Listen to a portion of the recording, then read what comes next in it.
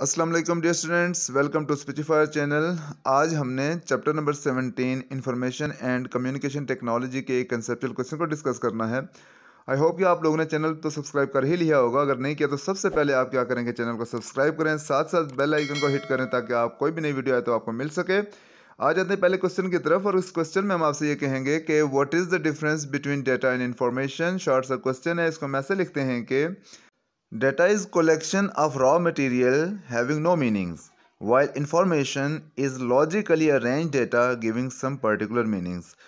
यहाँ पे आप देख सकते हैं कि हमने कुछ डेटा कलेक्ट किया है, जैसे कि डेटा में आपको नजर आ रहा है stars, tree, chair, computer, horse, pen, man, eagle, paper etcetera.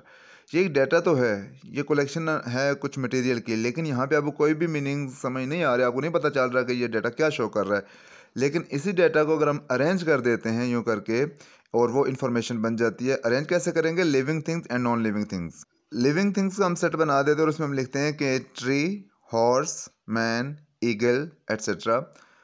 And non living things के सेट में हम लिखेंगे stars, chair, computer, pen etcetera. यहाँ पे आप देखेंगे कि ये वही सारा डाटा है, वो सारा मटेरियल है जो ऊपर था, लेकिन उस वक्त हमें इन्फॉर्मेशन नहीं मिल रही थी, हमारे लिए मीनिंगफुल नहीं था। लेकिन जब इसको हमने प्रॉपर तरीके से अरेंज कर दिया तो वही डाटा हमारे लिए मीनिंगफुल बन गया। और जब डाटा मीनिंगफुल हो जाए तो वो आपके लिए इन्फॉर्मेशन का काम करते हैं, वो आप इसको इन्फॉर्मेशन कहते हो। लेकिन रॉ मटेरियल है तो वो सिर्फ डाटा है। सेकेंड क्वेश्चन है कि briefly explain the process of transfer of information via radio waves through air. आपने इस क्वेश्चन में एक्सप्लेन करना है कि एयर में रेडियो वेव्स कैसे ट्रांसमिट होती हैं, इंफॉर्मेशन को कैसे ट्रांसफ़र किया जाता है। तो यहाँ पे अगर आप जो रेडियो वेव्स की बात करें एयर में, तो ये बेसिकली इसके दो एंड्स होते हैं, एक होता है ट्रांसमिशन साइड और एक होती है रिसेप्शन साइड।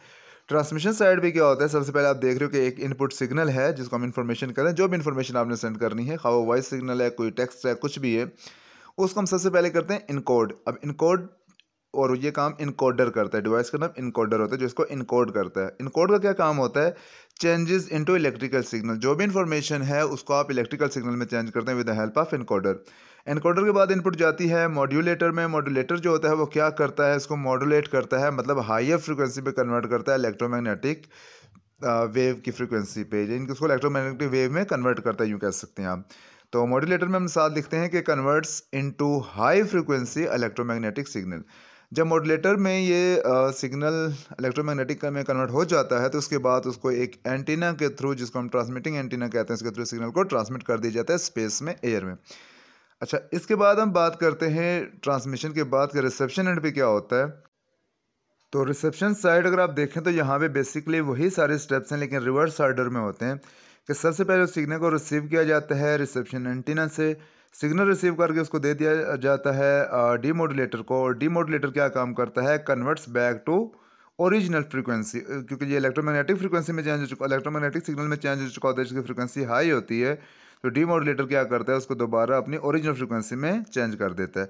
उसके बाद ये इनपुट जाती है डिकोडर में, और डिकोडर का काम क्या होता है? इनकोडर से रिवर्स होता है। इनकोडर ने क्या किया था कि इन्फॉर्मेशन सिग्नल को सेंड किया था या चेंज कर दिया था इलेक्ट्रिकल सिग्नल में, जबकि डिकोडर क्या करता है कि changes electrical signal into original signal, यानी कि वॉइस या टेक्स्ट जो भी आपके पास सिग्नल था। और जब ये ओरिजिनल सिग्नल आपके पास रिसीव हो जाता है तो ये आपके पास आउटपुट सिग्नल होता है या इन्फॉर्मेशन होती है जो आप रिसीव कर लेते हैं। तो ये बेसिकली दो चीज़ों पे, ट्रांसमिशन साइड और रिसेप्शन साइड को मिला कि ये टोटल आपका एक लिंक बनता है, जिसको आप कहते हो communication of radio waves via space, via air. Air के थ्रू जो आप इंफॉर्मेशन को कम्युनिकेट करते हो with the help of radio links, radio waves. तो इसके दो साइड्स होते हैं, transmission side and reception side. Question number 3 की बात करेंगे। क्वेश्चन ये कह रहा है कि what is the difference between primary and secondary memory, why do we need both in computers. कि हम कंप्यूटर में दोनों मेमोरीज यूज़ क्यों करते हैं? प्राइमरी मेमोरी और सेकेंडरी मेमोरी क्या है? प्राइमरी मेमोरी को हम ऐसे लिखते हैं कि primary memory is temporary memory which is usable only when computer is switched on and is in working condition. कि जब कंप्यूटर ऑन होता है और उसके ऊपर लाइक आप वर्क कर रहे होते हो, उस टाइम पे जो मेमोरी यूज़ हो रही होती है तो वो आपके पास प्राइमरी मेमोरी होती है। जैसे कि लाइक इसके साथ हम लिखते हैं कि as soon as computer is switched off this memory is vanished. मतलब ये कि जो भी आप काम कंप्यूटर के ऊपर कर रहे हो, कोई प्रोग्राम रन कर रहे हो, कोई टाइपिंग कर रहे हैं, कोई वीडियो देख रहे हैं, कुछ भी कर रहे हैं, तो बेसिकली आपके रैम के अंदर ये सारा मामला हो रहा होता है, और जैसे ही ये कंप्यूटर स्विच ऑफ होता है या शट डाउन हो जाता है, लाइट चली जाती है, तो ये मेमोरी वैनिश हो जाती है, गायब हो जाती है, उड़ जाती है। इसलिए हम साथ लिखते हैं कि primary memory is volatile memory. Volatile memory उड़ जाने वाली, मतलब ये है कि जो गायब हो जाने वाली मेमोरी है, ठीक है। उसके बाद हम कहते हैं कि primary memory is faster than secondary memory. जी, प्राइमरी मेमोरी यानी कि रैम वगैरह जो होती है, ये ज़्यादा तेज़ी से वर्क करती है, ठीक है, क्योंकि ये टेम्पररी होती है, लेकिन वो फास्ट वर्क कर रही होती है। और फिर लिखते हैं हम primary memory includes RAM and cache memory. जो मोबाइल के अंदर और कंप्यूटर के अंदर कैशे होता है या रैम होती है, ये बेसिकली आपकी प्राइमरी मेमोरीज हैं। और ये तब तक वर्क करती हैं जब तक आप लाइक कंप्यूटर ऑन होता है, कुछ काम कर रहे होते हैं। जैसे ही कंप्यूटर ऑफ होता है, ये मेमोरी वैनिश हो जाती है, वॉलेटाइल है, उड़ जाती है, गायब हो जाती है, ठीक है। अच्छा, सेकेंडरी मेमोरी की बात करेंगे तो सेकेंडरी मेमोरी जो है वो है, secondary memory is permanent memory which keeps the data even computer is switched of. कि जो परमानेंट मेमोरी होती है वो कंप्यूटर के ऑन या ऑफ होने से उसके ऊपर फ़र्क नहीं पड़ता, वो उसके अंदर परमानेंट रहती है, हमेशा के लिए रहती है। Secondary memory is non volatile memory. ये ना उड़ने वाली मेमोरी है, मतलब ये है कि बेशक कंप्यूटर ऑफ हो जाए, वो मेमोरी जो आपने उसके अंदर कोई फाइल सेव कर दी वो सेव ही रहती है।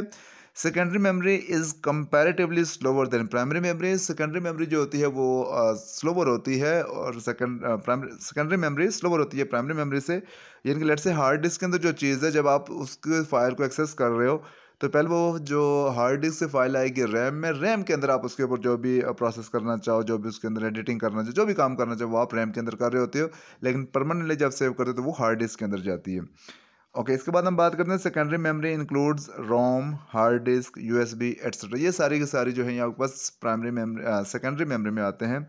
और सेकेंडरी मेमोरी मीन्स के परमानेंट मेमोरी। सेकेंड पार्ट था कि आप दोनों क्यों यूज़ करते, तो ये बेसिकली इसलिए है कि ज़ाहिर है आपने कंप्यूटर को फास्टर भी रखना है काम, लाइक ताकि आपके जो भी काम कर रहे हो उसमें डिले ना हो, तो इस वजह से आपको टेम्पररी मेमोरी या प्राइमरी मेमोरी चाहिए होती है। और चूंकि आप डाटा को सेव भी करना चाहते हैं फॉर फ्यूचर यूज़, तो उसके लिए आपको एक परमानेंट मेमोरी चाहिए, यानी कि सेकेंडरी मेमोरी चाहिए। इसलिए आपको कंप्यूटर में दोनों तरह की मेमोरी रिक्वायर्ड होती हैं।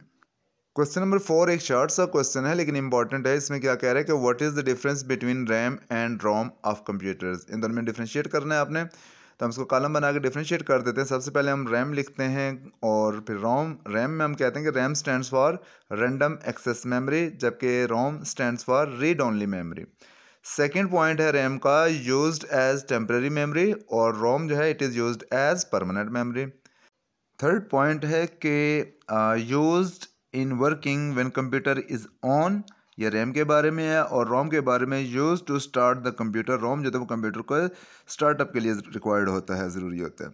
उसके बाद फोर्थ पॉइंट है रैम के बारे में कि it's a volatile memory which vanishes when computer is switched off. और रोम के बारे में है कि non volatile memory which do not vanish when computer is switched of, मतलब कि रोम जो परमानेंट मेमोरी है और रैम जो वो टेम्पररी या आरजी मेमोरी है। नेक्स्ट क्वेश्चन है question number 5, why optical fibre is better than electric wire for communication process. आपको पता है कि सिग्नल को ट्रांसमिट करने के बहुत सारे तरीके हैं। आप वायरलेसली भी कर सकते हैं, वायर्स के थ्रू भी कर सकते हैं, और ऑप्टिकल फाइबर के थ्रू भी कर सकते हैं। लेकिन यहाँ पे आपसे जो कंपैरिजन पूछा जा रहा है, या आपको लाइक बताना है कि like why optical fibre is better than communication process through wires. ठीक है ना, वायर्स के थ्रू कम्युनिकेशन प्रोसेस से ऑप्टिकल फाइबर किस तरीके से बेहतर है। तो हम लिखते हैं कि optical fibre is for more better than electric wire for the following reasons. कि ऑप्टिकल फाइबर में सिग्नल ट्रांसमिट करना बहुत ज़्यादा बेहतर है वायर्स के थ्रू सिग्नल ट्रांसमिट करने से, because of the following reasons. क्या क्या रीजंस हैं हम उसको देखते हैं। फर्स्ट है कि signal transmission is faster. Optical fibre में जो डाटा रेट होता है, सिग्नल की जो स्पीड होती है वो बहुत ज़्यादा होती है as compare to electric wire. Second है डाटा लॉस इज लेसर। बिल्कुल कि डाटा लॉस जो होता है वो ऑप्टिकल फाइबर में नहीं होता, या बहुत कम होता है, नेग्लिजिबल होता है। जबकि वायर्स में हीट के फॉर्म में डाटा लॉस हो जाता है, ऑप्टिकल फाइबर में हीट जनरेशन नहीं होती या नेग्लिजिबल होती है। थर्ड पॉइंट है कि ऑप्टिकल फाइबर की बात करके can carry thousands of signal eight same time. Electric wire में आप एक सिग्नल एक टाइम पे सेंड करते हैं, जबकि ऑप्टिकल फाइबर में एट द सेम टाइम एक ही टाइम पे आप थाउजेंड्स ऑफ सिग्नल ट्रांसमिट कर सकते हैं, जो इसके डाटा रेट को फर्दर बढ़ा देता है। एक और क्वेश्चन आपसे पूछा जा रहा है और आपसे कहा जा रहा है कि why is the storage capacity of hard disc greater than a floppy disk और डीवीडी यूजुअली। कि हार्ड डिस्क की जो कैपेसिटी है डेटा स्टोरेज की, वो ज़्यादा कैसे होती है फ्लॉपी डिस्क से या डीवीडी से, क्योंकि डीवीडी और फ्लॉपी डिस्क भी ज़्यादा स्टोरेज डिवाइसेज हैं, हार्ड डिस्क भी स्टोरेज डिवाइस है, लेकिन हार्ड डिस्क की कैपेसिटी ज़्यादा होती है। किस वजह से, ये आपसे पूछा जा रहा है। हम आंसर में लिखते हैं कि storage capacity of hard disk is much greater than floppy disk और DVD because it consist of many platters, जिनके magnetic disk use to store data. The capacity of hard disk varies from many GBs to TBs, GBs मतलब gigabytes, to TBs इनके terabytes, while floppy disk can only store few MBs or even KBs, यानी कि जो floppy disk है वो कुछ megabytes या even kilobytes store कर सकती है, जबकि हार्ड डिस्क की जो कैपेसिटी है वो जीबी में होती है और अब तो ये टेराबाइट में भी होती है, टीबी में भी।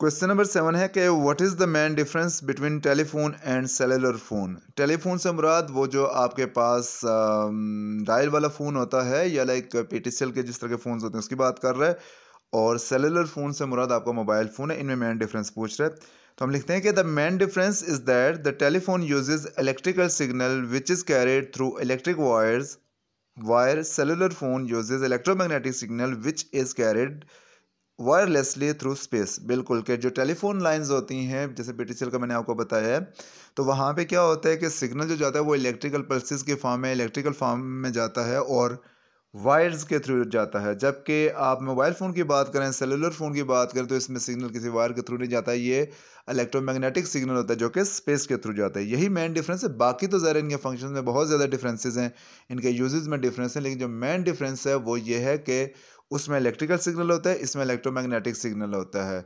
और टेलीफोन में आपके पास जो सिग्नल जाता है वो इलेक्ट्रिक वायर्स के थ्रू जाता है, जबकि सेलुलर फ़ोन में इलेक्ट्रोमैग्नेटिक सिग्नल थ्रू स्पेस जाता है। ओके जी, क्वेश्चन नंबर 8 की बात कर लेते हैं। हम कहते हैं कि how is data stored in a hard disc, describe briefly. आपने ब्रीफली बताना है कि हार्ड डिस्क के अंदर डाटा कैसे स्टोर किया जाता है, कैसे स्टोर होता है।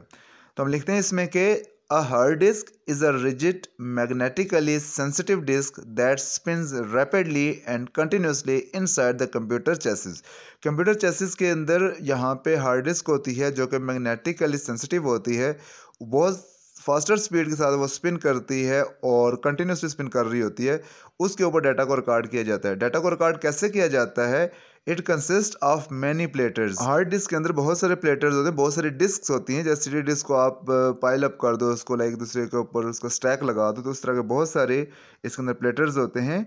It consist of many platters each of which has magnetizable coating, कि उनमें से हर एक के ऊपर मैग्नेटाइजेबल कोटिंग होती है ऑन ईच साइड, दोनों तरफ। ठीक है। The data is written and read by a head pointer.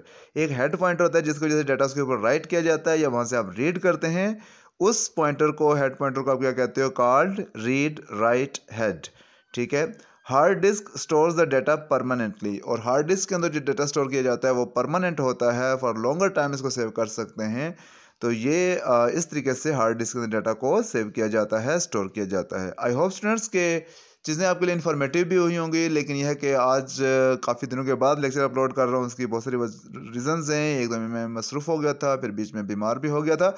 आप लोगों से रिक्वेस्ट ये है कि इस चैनल के साथ बने रहें। इसको डेफिनेटली अगर आपने सब्सक्राइब नहीं किया तो सब्सक्राइब करें, ये वीडियोस शेयर करें, किया करें अपने फ्रेंड्स के बीच में। और ज़ाहिर है कि इसके साथ साथ अपनी तैयारी अपने आने वाले एग्ज़ाम्स के लिए भरपूर तरीके से करें। आने वाली वीडियोस में मैं आपको ज़ाहिर है कि कुछ प्रिपरेशन गाइडलाइंस दूंगा कि कैसे आप तैयारी कर सकते हैं, किस बुक से कर सकते हैं, कौन सा टॉपिक किस बुक से करना है, ये सारी बातें आपसे डिस्कस की जाएंगी। लेकिन आप लोगों से रिक्वेस्ट ये है कि वीडियो को लाइक करें, शेयर करें, अपना और अपने दोस्तों का, अपने प्यारों का बहुत ज़्यादा ख्याल रखें। मिलते हैं एक नई वीडियो में। टिल देन, अल्लाह हाफिज़।